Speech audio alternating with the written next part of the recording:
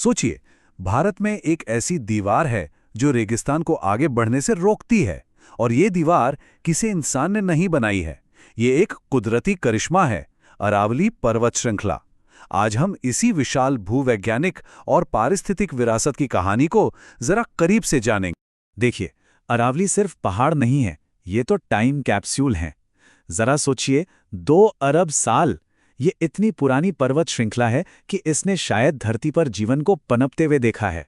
और ये सिर्फ कोई पुरानी चीज नहीं है, बल्कि आज भी लाखों लोगों की लाइफलाइन है।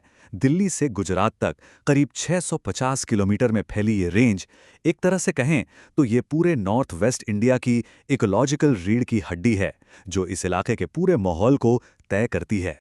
लेकिन विडंबना देखिए, जो लाइफलाइन है, आज वो खुद अपने वजूद के लिए लड़ रही है। एक तरफ है प्रकृति को बचाने की जरूरत, और दूसरी तरफ है डेवलपमेंट की तेज रफ्तार दौड़। और अरावली ठीक इसी टकराव के बीचों बीच खड़ी है। अरावली की ना 2 तस्वीरें हैं।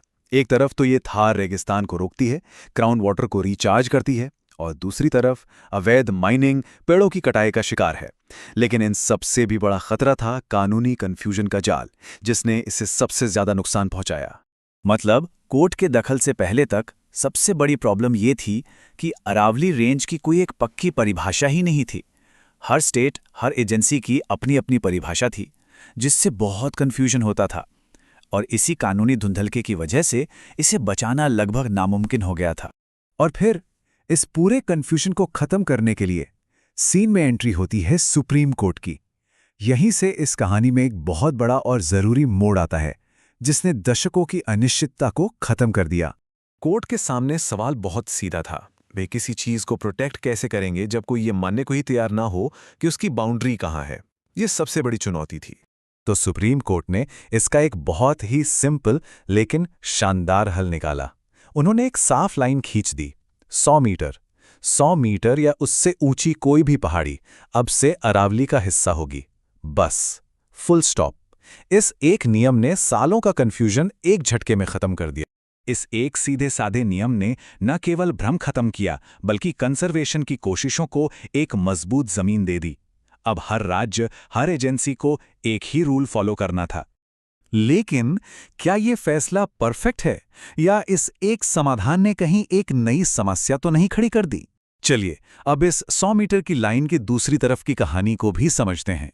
अच्छा, इसका सबसे बड़ा फायदा तो ये हुआ कि जो अरावली की सबसे ऊंची, सबसे सेंसिटिव चोटियां हैं, वो अब कानूनी तौर पर सेफ हो गईं। ये कंजर्वेशन के लिए एक बहुत बड़ी जीत है। पर यही एक बड़ा सवाल खड़ा होता है, अगर 100 मीटर वाली पहाड़ी प्रोटेक्टेड है, तो 99 मीटर वाली पहाड़ी का क्या? क्या इस नियम ने अनजाने में ही छोटी पहाड़ियों को माइनिंग के लिए खुला छोड़ दिया है? तो देखिए, मामला कितना कॉम्प्लेक्स है। एक तरफ इस नियम से क्लैरिटी आई और सबसे जरूरी इलाके बच गए, लेकिन दूसरी तरफ ये डर भी है कि कहीं अब लड़ाई ऊंची चोटियों से खिसक कर नीचे तलहटी में ना आ जाए। तो सवाल उठता है कि कोर्ट ने माइनिंग पर पूरी तरह से बैन क्यों नहीं लगा दिया? देखिए, कोर्ट का तर्क ये था कि कंप्लीट बैन लगाने से अक्सर एक ब्लैक मार्केट बन जाता है और इलीगल माइनिंग और बढ़ जाती है। इसलिए उन्होंने एक बैलेंस्ड रास्ता चुना। ऊंची जगहों को पूरी तरह प्रोटेक्ट किया जाए और निचली जगहों पर सख्त निगरानी के साथ सस्टेनेबल माइनिंग हो। और सबसे जरूरी बात, इन इलाकों में कोई भी नई माइनिंग लीज नहीं दी जाएगी। तो असल में ये पूरा मामला उस बड़ी चुनौती का हिस्सा है, कंजर्वेशन और डेवलपमेंट के बीच बैलेंस बनाने की। आइए देखें कि भारत की इस प्राचीन हरी दीवार का आगे का सफर कैसा होगा। और ये नियम सिर्फ एक कानूनी फैसला होकर नहीं रह गया है। असल में ये एक बहुत एम्बिशियस प्लान का हिस्सा है, जिसका नाम है अरावली ग्रीन वॉल प्रोजेक्ट। अब ये कोई छोटा मोटा प्रोजेक्ट नहीं है। इसका मकसद है अरावली के दोनों तरफ 5 किलोमीटर चौड़ा एक ग्रीन कॉरिडोर बनाना, गुजरात से लेकर दिल्ली तक। और टारगेट है 2030 तक लाखों हेक्टेयर बंजर जमीन को फिर से हरा भरा करना। कोर्ट का ये फैसला इस बड़े प्रोजेक्ट को एक कानूनी कवच देता है। तो आखिर में हम वहीं आ जाते हैं। एक लाइन खींच दी गई है, एक बड़ा प्रोजेक्ट भी शुरू हो चुका है, लेकिन सवाल वही है, क्या ये लाइन टिकी रहेगी? भारत की इस प्राचीन हरी दीवार का भविष्य इसी सवाल के जवाब में छिपा है।